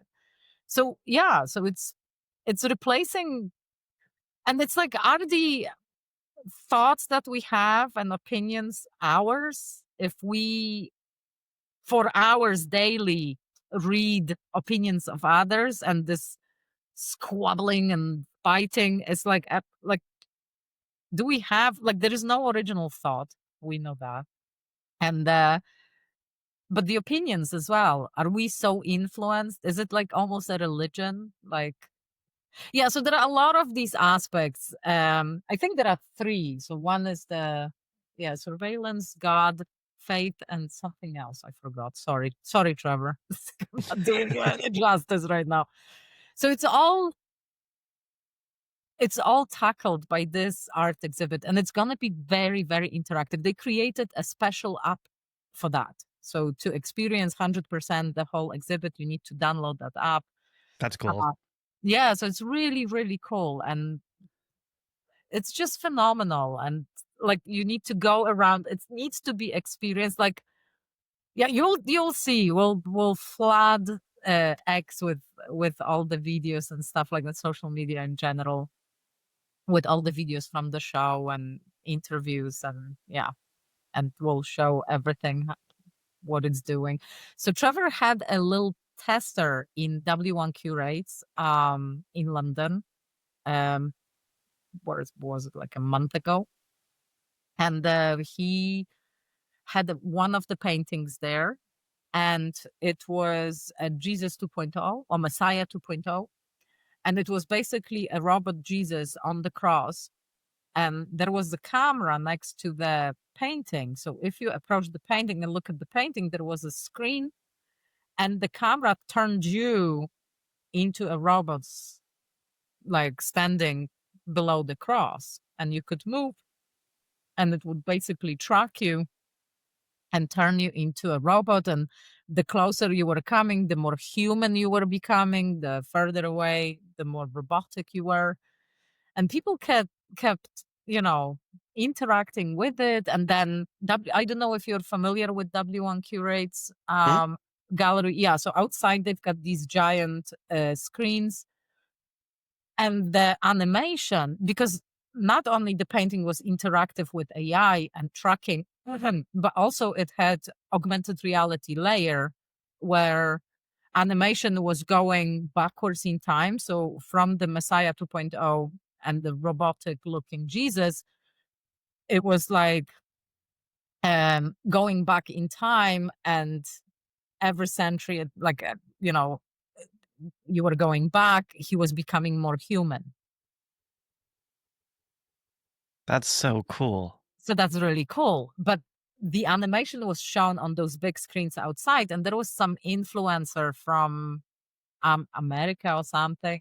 And she posted on Instagram, and I was like, "This is such a good free marketing." But um, she got like, "Oh my god, they're making fun of Jesus," and it's like, "Oh," and it's like the shop flannels as well there where the gallery is. So she's like, "I'm boycotting flannels," and it's like she posted, and then some other publication reposted that on Instagram, and like all the Great comments marketing. are like, "Oh my god, you can't do it to any other religion, but you can kill Jesus and then mock him." And I wrote her a private message, and I'm like, "I appreciate your faith, and I'm really sorry, but please don't boycott flannels. Flannels got nothing to do. It's a good Flannels shop." didn't do anything wrong. And I said, and if you find that, like, if you read about the artist, you will know he's not mocking Jesus, but just pointing to people that maybe religion, what they considered, like, for example, you're very religious, but what did you do? You recorded that and posted your sorrows on social media instead of checking the artist and the meaning behind it. I never got a response, and then a few of my friends commented under her post to check them, and she blocked every single one. Of course. She wants to have a one-sided conversation. Yeah, but it was a Typical. perfect example of what Trevor is trying to tell through that exhibition. So she was like bait. Rage bait. Yeah, it was funny to see how on point he was with everything. So yeah, So crazy. you guys, Trevor was telling me kind of the story of, the background of his art career. And he said like, essentially you guys struggled for a long time before anything ever happened. Well, Um, I kind of want to go into what was it like when he found crypto art, and did you jump on board? What was that whole well, scene like? um, he was tempted about a year or over a year before he decided to go for it. Hmm. Um, to be honest, like we struggled, but once again, like I know what struggle can be. So for me, we were doing okay. We were just Right, right. I mean, just like struggle compared to what yeah, you're yeah. doing But now. sometimes we had to be on a little bit like tighter belt, but we were managing. We were fine. We were Yeah, fine. It was never like sometimes it was like a close call, but I was like, okay, we rejig certain spendings because I think the biggest spendings for us, like his family is in Canada, mine is in Poland, so traveling mm, and like both parents, like on both sides, are like my dad passed away, Trevor's dad passed away, but the moms are on their own and they are elderly, so like we try to travel as much as possible. So that was always like a big chunk of money that I had to go because tickets ain't cheap. And especially like around times where I was off work. So it could be Christmas or summer holiday. And those motherfuckers always skyrocket the tickets for like, nobody of travels course. like in March or February. So then tickets are cheap. But for those seasons, either summer or Christmas, the tickets go like 3 times more expensive. So it's crazy. But anyway, so he was introduced in the whole idea of crypto before the NFTs, and then through crypto, he discovered the whole space. He became very good friends with Philip Fateau, the a lot of money, as we all know him. Yeah. Um, yeah, he dabbled in crypto. he made money, lost money. It is what it is. Easy come, easy go. And also, like, I think it didn't seem real because it seems like monopoly money. It's just numbers. You never hold crypto. So even if Yeah. you make, you lose, you're like, you When you know, heard him talking about it, did you think he was just crazy? no, no, no, because as I said, like he always had these forward ideas, Always early. always early. And when he told me, I was like, okay, I don't fully understand this. I need Yeah. to read more. Or Trevor is not the best at explaining shit. When A simple example, like sometimes I don't understand the word. There is like a very low frequency word in English. And I'm like, what does it mean? And he repeats the word while he's trying to explain it. And I was like, could you replace it with another word so I actually understood what that word means? Because in the explanation, he uses the word. So I don't fucking understand. So, for example, what is exaggerate? Oh, well, exaggerate means to exaggerate, when you exaggerate. And I'm like, I don't you know what I mean? I So, love Trevor so much. We would get along so so well. yeah, so I'm like, can you use the synonym of whatever is like cinnamon? And it's like, so, yeah, it's I'm like Canadian. not the art, not language, because oh my god, students would not graduate well. So so he wasn't communicating well, so I couldn't understand it step by step. So other people later down the line explained what it actually was. Although for artists, you just need to understand the process of minting and selling and accepting the fucking transaction. You don't need Right. to know how the bread is made. Me, I was like, okay, what's gonna happen? Like, what if something goes under? Does that art still exist? So that's why I think from the very beginning I had this idea. I want to attach something physical. So if the NFTs go into shit and internet burns or something, at least somebody has a physical painting, so I don't feel guilty that I took money for somebody's artwork disappearing. Um, so yeah, so I think, but I know, no, I got interested straight away. And when he joined, I helped with the promo, of course. Mhm. Um, and then I emailed because back then it wasn't like mainstream. So I was like, I emailed the Super Rare guys or messaged them on social media. I was like, can I have an account with you? And they were like, yeah, sure. So, It was that easy. so when people are like, oh, I've been accepted to Super, and I was like, well, stand in line, but Did you try a DM? it's just, yeah, it's like, so no, because at certain point it became quite prestigious. And Yep. like, I did not realize because I literally messaged them. I want an account with you. I wanna do art with you people. They didn't even check if I could. It was like, yeah, sure, no problem. So yeah. So I think I That's think funny. I think Nifty Gate, like, so Super Rare and Maker's Place, I think they took just anybody off the street. It was like, oh, I'll make art. Because they were so early. And then I think Nifty Gateway was very curatorial from the very beginning. So I didn't do my drop with Nifty till, oh my God, what was it, 2022, I think? Okay. Yeah, so I did not have account with, I wasn't big enough. I think they went fishing for big artists, and they were checking like different social media as well and following. So if you Yep. had following under certain thousands, you were like, nah, we don't take peasants. uh, so I was a peasant, so Yeah. yeah. But Super Rare were very welcoming, and like they were promoting their artists at the very beginning. It was like buying art from each other, so Yeah, I mean, that was kind of like when we onboarded in like 2020, we were just buying art from each other. There was no market. yeah. But it's like yeah, but I don't think I was ever opposed. I was like, oh, it's just another revenue stream. That's fine. Okay. Can we cash it? Can we buy something with that Can we money? do? Yeah.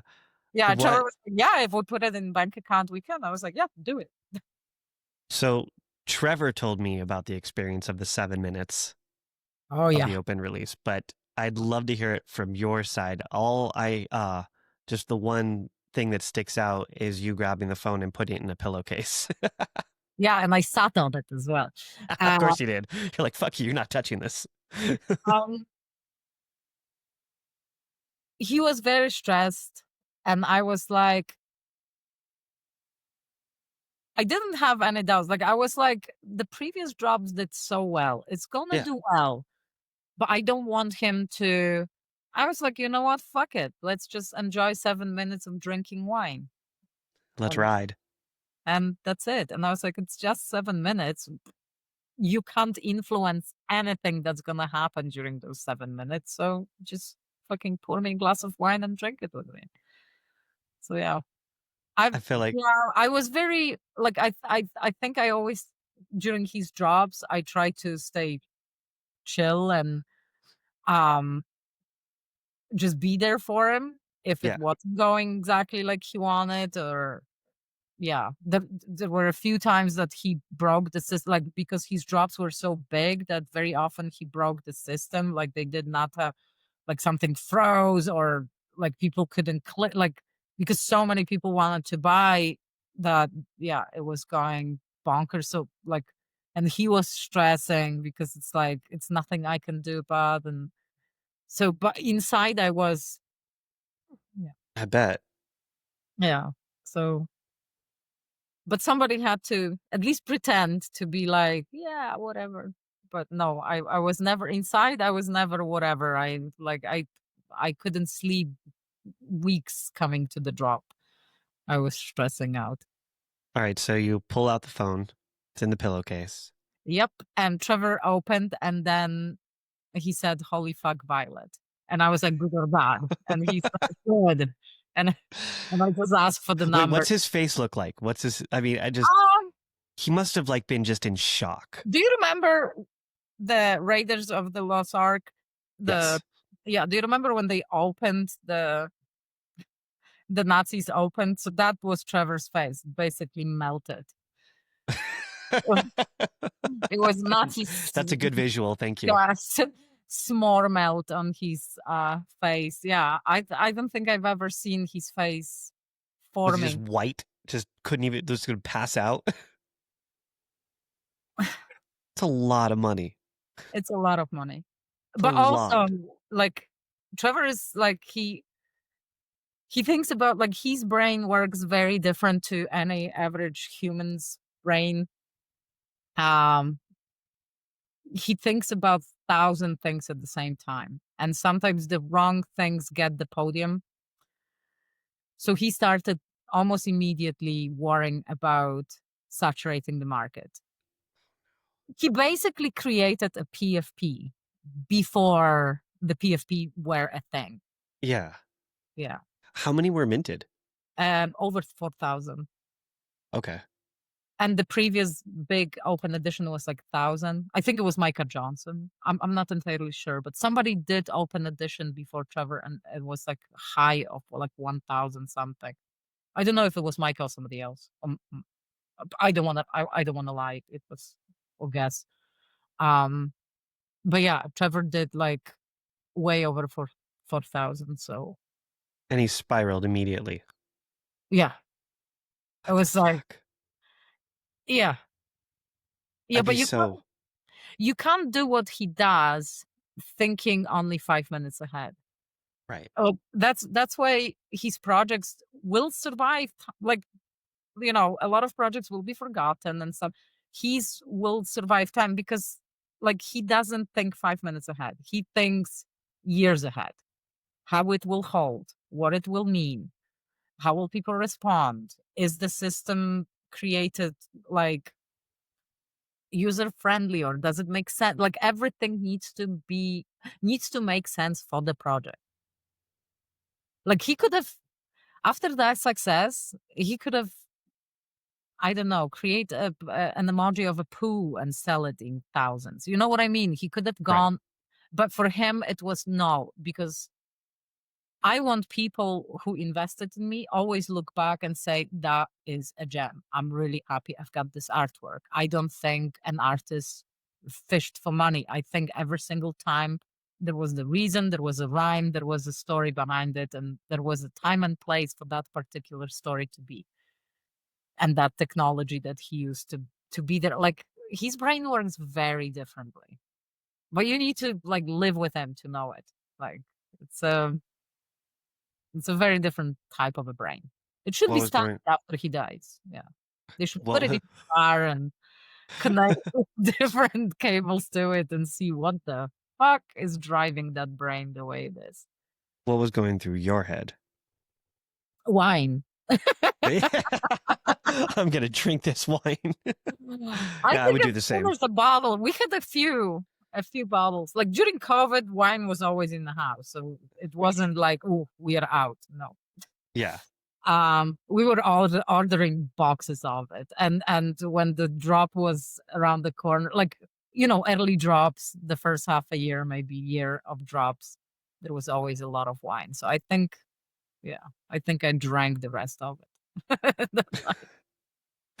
It's so funny. I feel like you guys were definitely destined to be together. If there is a destiny out there, you guys work very well together. I remember when I was hanging out with you guys in Lisbon, and I was just like, they work so perfectly together. Like he was working one side of the room while you were working the other side of the room, and I was like, I see what they're doing, and they're doing it so well, and like it's just so good because it's like you both work together as a partnership to sell each other's art, and I think that's like, and I think that's important. Like I see you in the background being his hype man, and he's yours.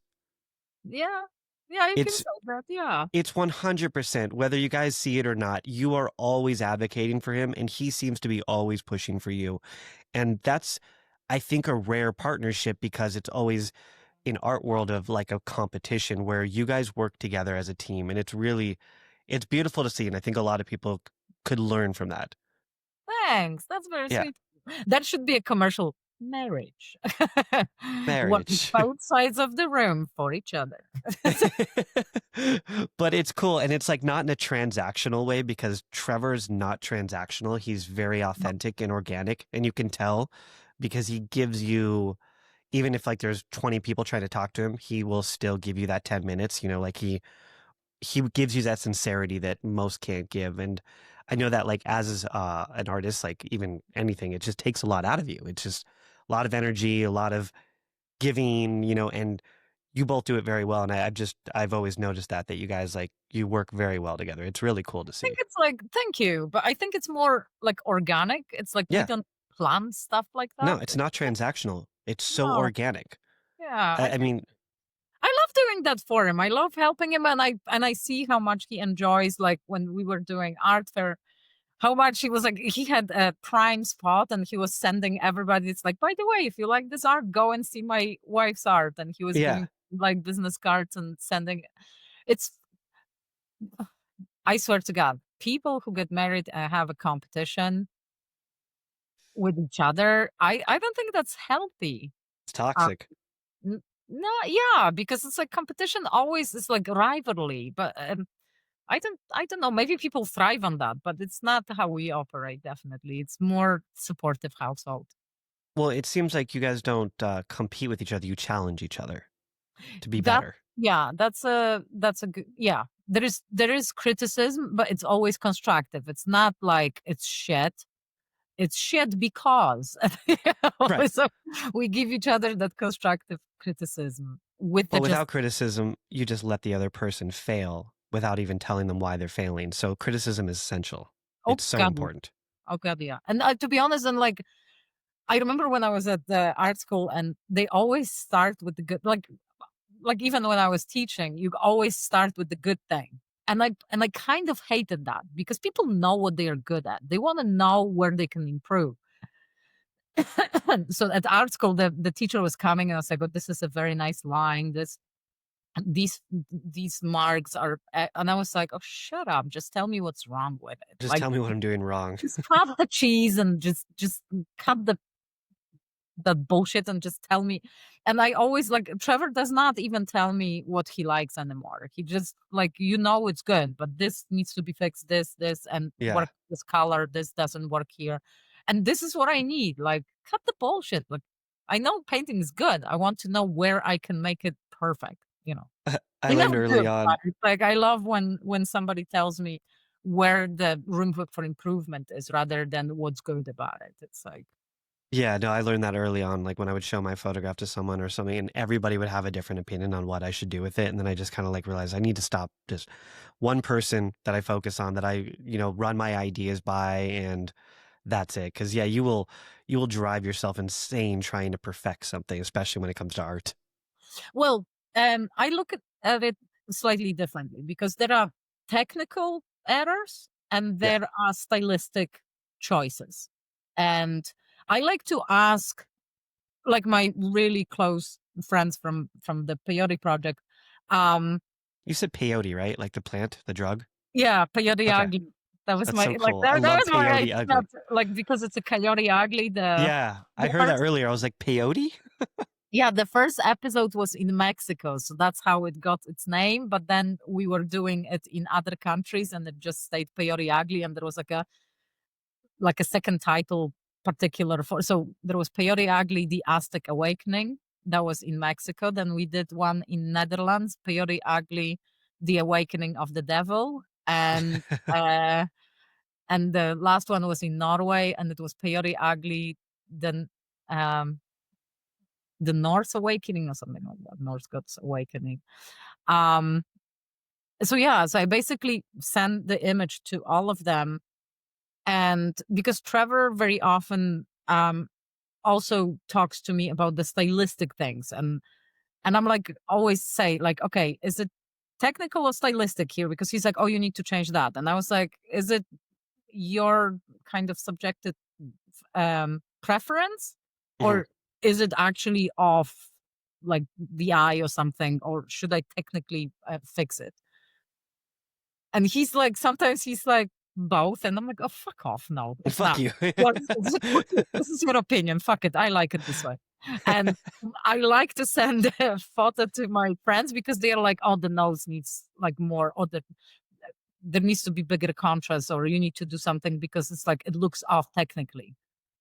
So then I'm like, "Oh, you see, they told me it's technical here, but here is the choice." See? So it's like I always show him the phone. But it's fun. It's fun.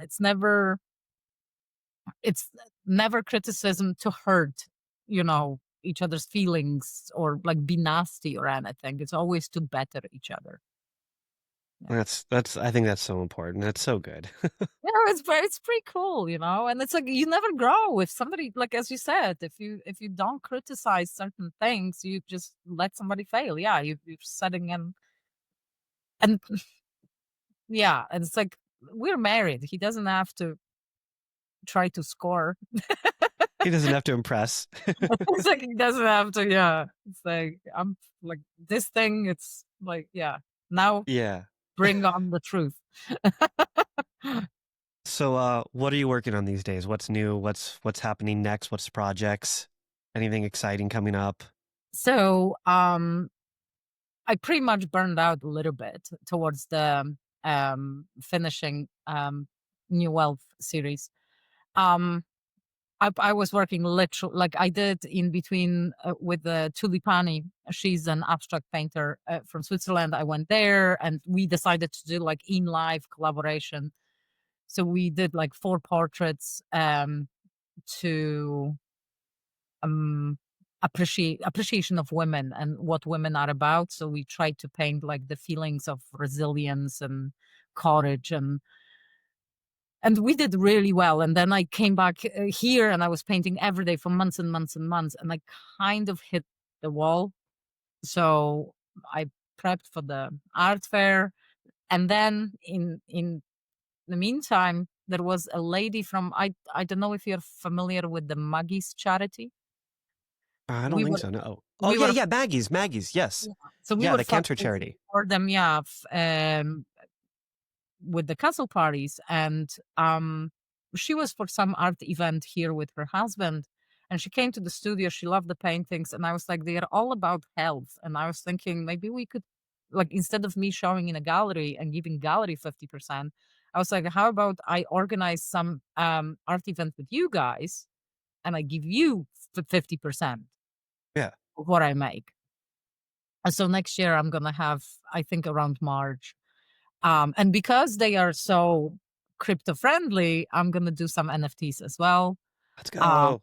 So we're gonna share the split the wallets, and we're gonna do in life event and NFTs, and it's gonna be fundraising for monkeys.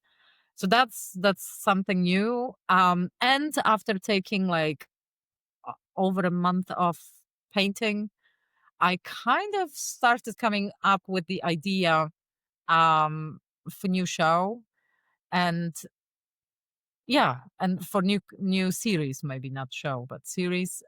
So after we come back from Mexico, I'm gonna start on that, and I'm gonna start painting, and I'm really excited about it. But I'm not gonna say anything yet about it. Nothing. You can't even tell what it's about.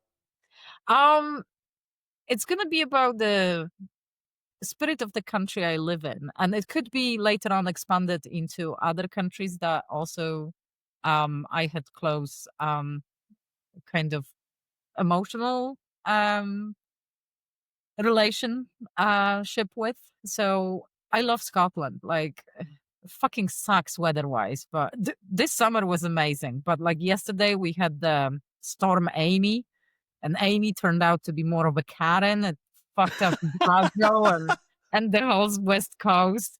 Um it was Amy turned out to be a carrot. I fucking love it. It just went through the country. Like we were That sitting was and good.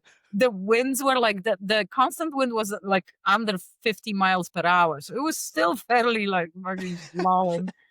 But the gusts of wind were like 65 miles per hour. So every time it was like we were sitting and the walls were shaking, and I'm like, I've got like a phobia of really big winds and shit. And Yeah. so I was sitting there like Fuck that. putting volume up on the TV so I don't hear it, but I can still feel it. And it's like, it was a fucking Karen. So yeah. Well, not only is like Scotland just so beautiful, but you guys have like so much fucking history and Uh, castles and fucking but Braveheart. yeah, I know, but it's like the nature, like I don't know. I think I kind of nailed why I love Scotland so much. Because it's a tiny south of Poland. It looks like south of Poland. We've got very similar plants, very similar mushrooms. If you're into forging, not forgery, it's wrong word. Both of them. Forgery, forging, whatever. Foraging, Forging, yeah. So if you're into forgery, mushrooms. whatever. Either way. If you, I'm sorry. into both. So there are very similar mushrooms here and in Poland, and very similar kind of like a lower grade mountains, because it's like if you double up on Scotland, you've got Poland. If you double up on Poland, you've got Canada. So Canada, where Trevor is from, like British Columbia, is a ginormous Scotland, basically. And Poland is like a half of Canada, and like you don't know what I mean. Like Yeah, there are lakes, and like it's just it feels like at home. It's just less that's warm. awesome. Yeah, it's wet. It's wetter here, but yeah, but it's a beautiful country. People are really great, and it's just yeah, it's it's an awesome place to be. So I want to do something to paint, and it's gonna be as um, a series of figures. Ooh, cool. I'm gonna use children because they are the most innocent, and I don't want to do it in a way that somebody's gonna look for like hidden nationalistic or whatever far right meanings or something. It's like fuck off. I'm not doing it. Like I don't know. Today, like when you look at You what never know. Yeah. you never fucking know. So Yeah. I'm gonna Accuse you use of being woke or something. so I'm gonna use the figures of children because their innocence and kind of belonging, like a feeling of belonging, conveys the best the message. And I want to like, but it's gonna be super cool. It's gonna be I very, love that. That's awesome. and I think it's gonna be like sizes like this one. Okay. I might make some smaller ones as well because not everybody can put big canvas in their homes. But I wanna say thank you to this country in this way. You know, I think that's really cool. I think that's a really cool way to do it too. no, it's like I love that. the only way I can. So. Well, But I heard that you love documentaries and you want to get into documentaries. Yeah, I do. I like filmmaking. I think filmmaking, directing, it's fascinating. I'm not sure if I'll always be a photographer, but if I ever evolve into something, it'll probably be doing documentaries. If you ever need anybody, like I miss filmmaking so. I made It's one fun. documentary, but it was then I actually gave it to my former um, professor Mhm. um, to kind of have a look because it's a short. It's I think it's 16 minutes um, about kickboxing and female kickboxers before like martial arts was really big. I did it like in 2013, I think, and it's called Why I Fight. And he told me that it's not a true documentary; it would be more like an opinion piece. But then I've watched like thousands of documentaries, so it's a different style of documentary. It's not like that you follow somebody for years, and it Right. it was kind of yeah, it wasn't like in traditional sense a documentary, if you know what I mean. No, I get it. Yeah, so They're fun though. I think like film, it's a different medium for, trying to evoke emotion, and it's a lot of fun. Especially when it comes to documentaries because you don't really get to fall back on using music or anything else to get those emotions. You have to kind of like create those emotions by telling a story. Where in a movie, it's like you can use color and different angles and different ways. Where a documentary, it's like now you actually have to deliver that raw emotion through a story. I think it's fun.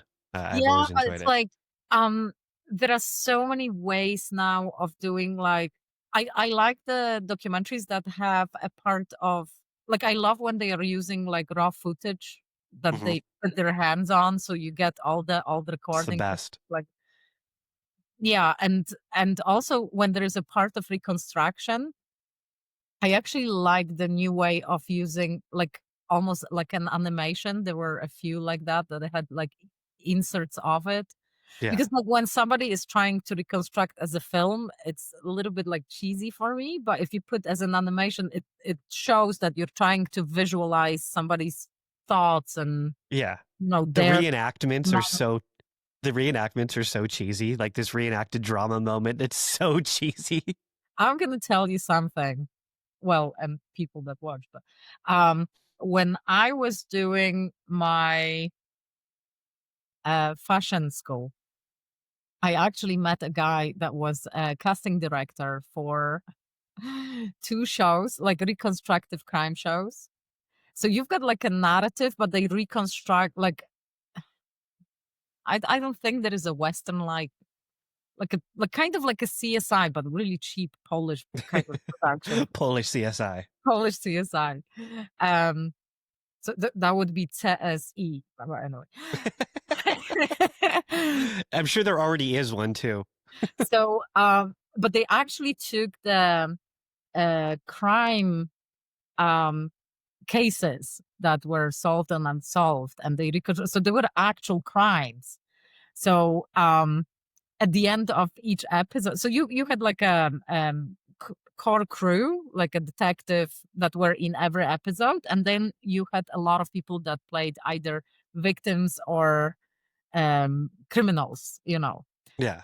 and you could be in the episode every 2 months. So because there were so many of them in between that people forgot your face. So every 2 months you could be on the show.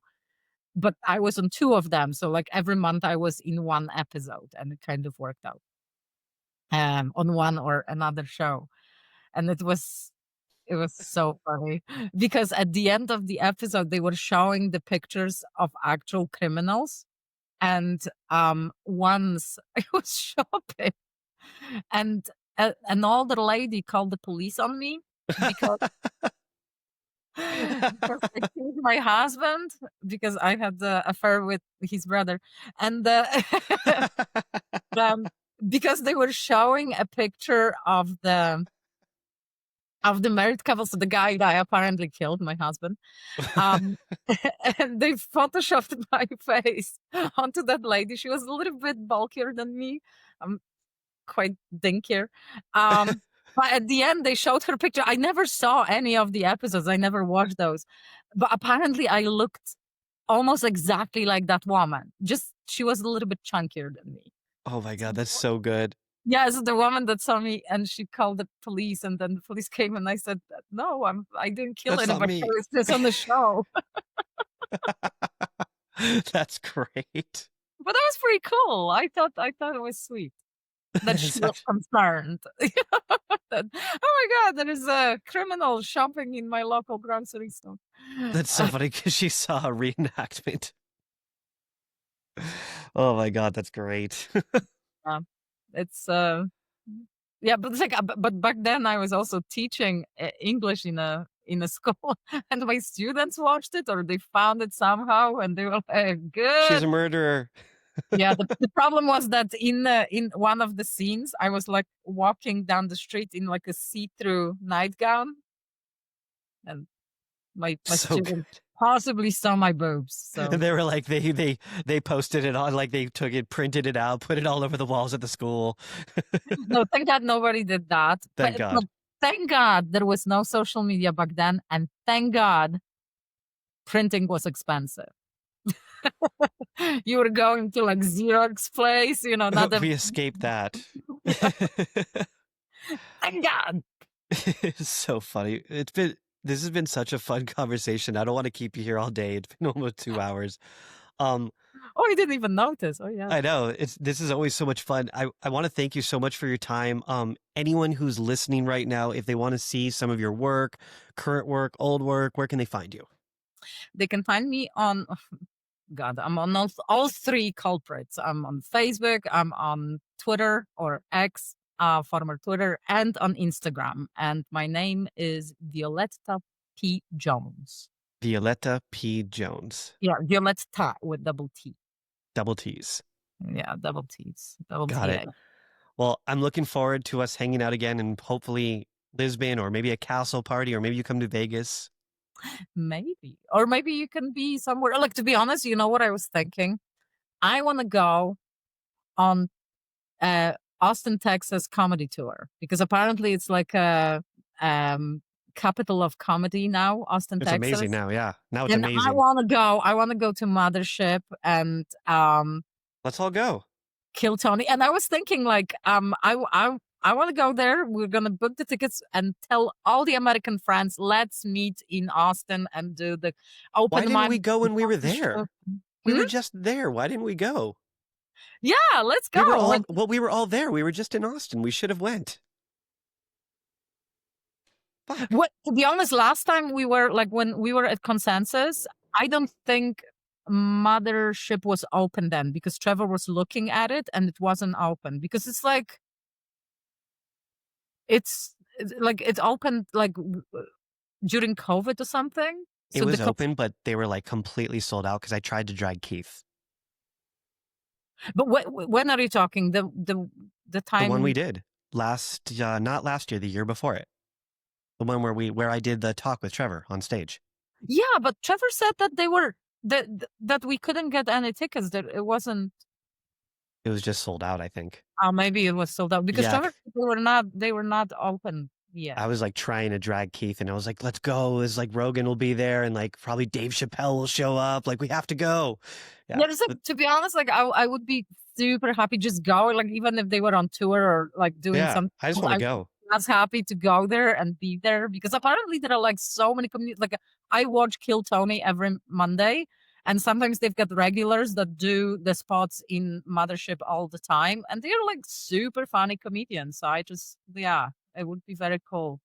Let's So, plan a but trip. Trevor looked like 3 months ahead. Everything is sold out for Kill Tony, but All right, maybe other shows that we let's could. make it happen. Seriously, I would love to go. Like it'd be so much fun. Let's make it happen. And there are so many, so many. It's um, not the only comedy club there. There No, are they're so opening up left and right. Yeah, no, they're yeah, killing it out there. yeah. It's like basically anybody who talks to you in Austin is probably a comedian.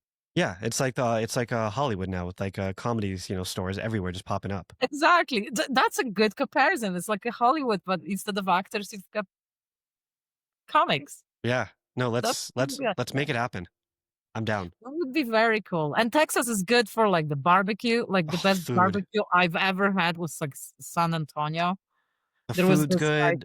The oh, walking, just walking and vibing is good. It's just a great town. I loved it. and we could go to like the shooting club as well and Let's do do it. some do some rounds. Yeah, Let's do some absolutely. That's American shit. 2026. It's comedy, shooting, and beef. I The love year it. of beef. Well, thank you so much for your time. This has been an absolute pleasure. I can't wait to do this again, and I'll see you in Texas. Bye.